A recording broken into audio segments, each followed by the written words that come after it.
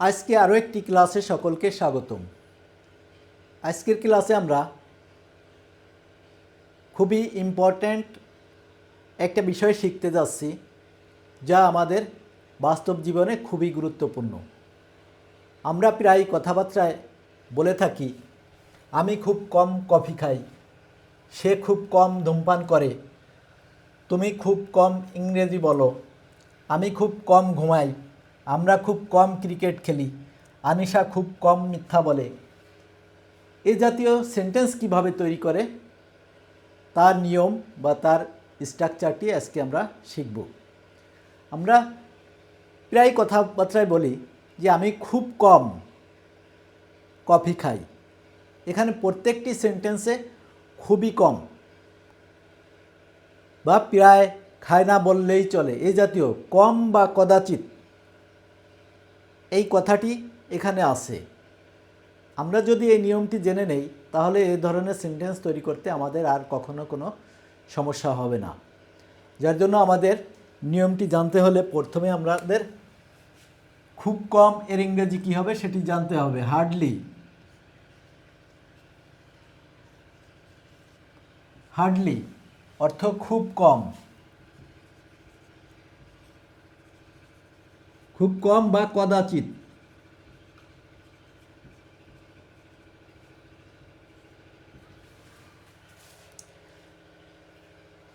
তাহলে এই সেন্টেন্সগুলো তৈরি করতে গেলে আমরা কোন ধরনের স্ট্রাকচার ব্যবহার করব?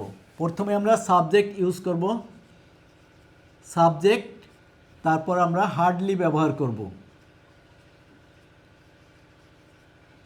তারপর আমরা ভার্ব ওয়ান, ভার্ব ওয়ান বা ভার্বের প্রেজেন্ট ফর্ম ব্যবহার করব, প্লাস এক্সটেনশন বা অবজেক্ট যা থাকে বসে যাবে। এখন আমরা প্রথম সেন্টেন্সটি তৈরি করে দেখি, আমি খুব কম কফি খাই। তাহলে কি হবে? স্ট্রাকচার বা নিয়ম অনুযায়ী প্রথমে সাবজেক্ট বলবে, আই ব্যবহার করলাম, এরপরে আমরা হার্ডলি ব্যবহার করব, হার্ডলি, আই হার্ডলি কফি খাওয়া, কফি আসলে খায় না, পান করে, যার জন্য আমরা খাওয়ার পরিবর্তে ড্রিঙ্ক ব্যবহার করব। I hardly drink coffee.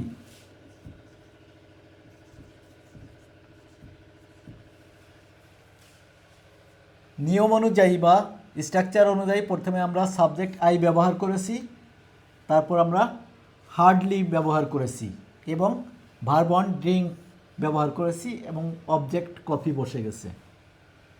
আমি খুব কম কফি খাই, আই হার্ডলি ড্রিঙ্ক কফি। সে খুব কম ধূমপান করে, এখানে সাবজেক্ট কি হবে? হি, হি মানে সে।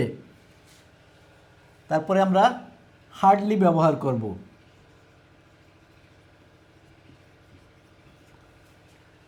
হার্ডলি কি করে? ধূমপান করে, ধূমপান করার ইংলিশ স্মোক, সরি স্মোক, এর সাথে এস যুক্ত হবে। থার্ড পারসন সিঙ্গুলার নাম্বার হলে এস বা ইএস যোগ করতে হয়। হি হার্ডলি স্মোক, সে খুব কম ধূমপান করে, এখানে হি থার্ড পারসন, যার জন্য আমরা এস যোগ করেছি। তুমি খুব কম ইংরেজি বলো, এখানেও আমরা প্রথমে সাবজেক্ট নিব ইউ, এরপরে আমরা কি ব্যবহার করব? হার্ডলি, ইউ হার্ডলি কম ইংরেজি বলে, তো বলার ইংরেজি হবে স্পিক, যেহেতু ইংলিশ বলতেছে স্পিক ইংলিশ।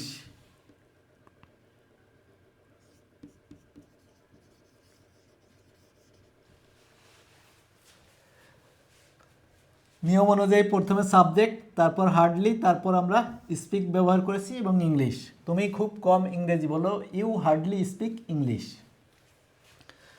আমি খুব কম ঘুমাই, প্রথমে সাবজেক্ট আই, তারপরে আমরা হার্ডলি ব্যবহার করব। হার্ডলি ঘুমানোর ইংলিশ কি? স্লিপ।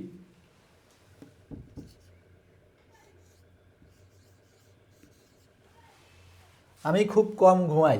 I hardly sleep. নিয়ম অনুযায়ী প্রথমে সাবজেক্ট, তারপর হার্ডলি, তারপর ভার্ব ওয়ান বা ভার্বের প্রেজেন্ট ফর্ম। আমরা খুব কম ক্রিকেট খেলি, তাহলে সাবজেক্ট উই,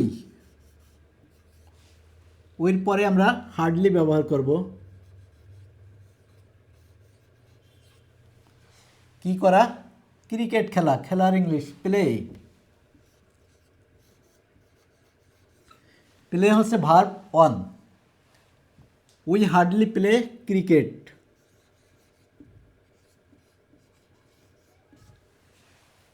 আমরা খুব কম ক্রিকেট খেলি। We hardly play cricket.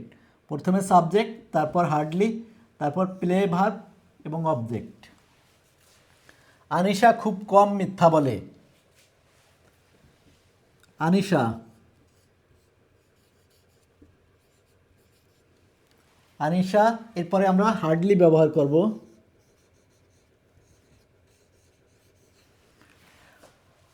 Hardly টেল।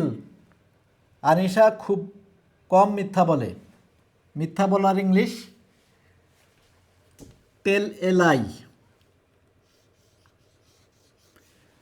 এখানেও Anisha third person singular number, single number, যার জন্য এস যোগ হবে।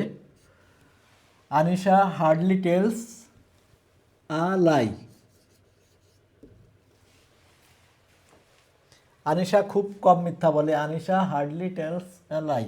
আনিশা, তারপর আমরা হার্ডলি ব্যবহার করেছি, টেল ভার্বের সাথে এস যোগ করেছি এবং এলাই। এভাবে আমরা এই হার্ডলি ব্যবহার করে প্রচুর সেন্টেন্স তৈরি করতে পারি, যেগুলো খুবই গুরুত্বপূর্ণ সেন্টেন্স। আজকের ক্লাস এ পর্যন্তই। ধন্যবাদ।